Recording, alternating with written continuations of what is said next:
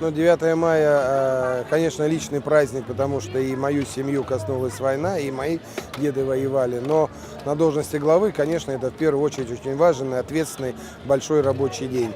Потому что с 8 утра он для меня начинается. Это объезд всех площадок, какие-то последние финальные штрихи подготовки дневных мероприятий. Затем я традиционно уже много лет возлагаю цветы вместе со школьниками на митинге 25-й школе в микрорайоне Орбита. Ну и потом уже начинаются большие общие республиканские мероприятия.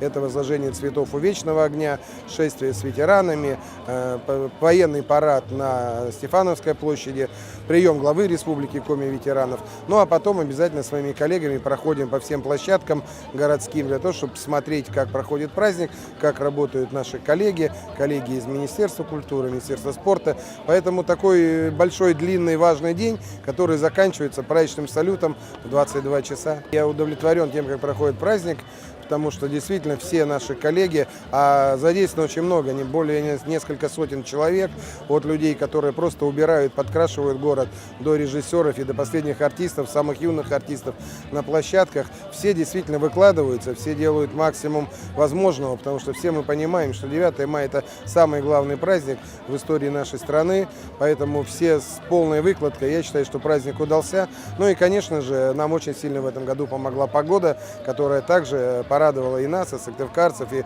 посмотрите, как много людей сегодня на улицах города. Да, я участвовал в бессмертном полку. Более того, сегодня моя дочка впервые приняла участие в бессмертном полку. Мы несли портреты моего дедушки и дедушки супруги. Считается классически, что подготовка к следующему празднику начинается после того, как на следующий день, после того, как проходит предыдущий. Поэтому оргкомитет, конечно, уже создан. Какие-то предварительные наброски есть. Но все понимают, что 75 лет – это особый год, это особый юбилейный год. Поэтому начнем работать буквально с завтрашнего дня.